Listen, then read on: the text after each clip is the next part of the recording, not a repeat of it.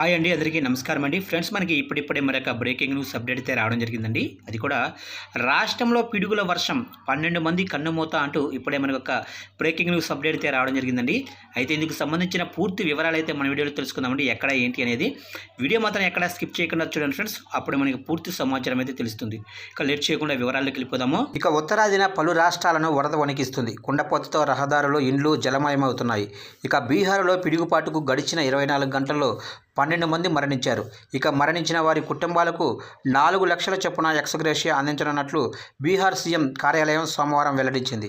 ఇక భారీ వర్షాలతో పలు జిల్లాల్లో వరద నీరు పోటెత్తింది. సహాయక పునరావాస కార్యక్రమాలను ముమ్మరంగా చేపడుతున్నామని అధికార యంత్రాంగం పేర్కొంది. మరోవైపు ఉత్తర భారతదేశంలోని పలు రాష్ట్రాల్లో భారీగా వర్షాలు కురుస్తున్నాయి. వరదలు ముంచెత్తుతున్నాయి. దేశ వాణిజ్య రాజధాని ముంబైలో కుండపోతతో నగర వీధులన్నీ జలమయమవుతున్నాయి. పలు కాలనీలు నీట మునిగాయి. అటు అస్సాము, ఉత్తరాఖండ్, బీహారు, ఉత్తరప్రదేశ్, మహారాష్ట్ర, గోవా, బీహారు, పశ్చిమ బెంగాల్, గుజరాత్, రాజస్థాన్తో సహా ఈశాన్య ప్రాంతాల్లో భారీ వానలతో నదులన్నీ పొంగిపొర్లుతున్నాయి. ఇక కొండ చర్యలు విరిగిపడడంతో వాహనాల రాకపోకలు నిలిచి జనజీవనం అస్తవ్యస్తమవుతుంది.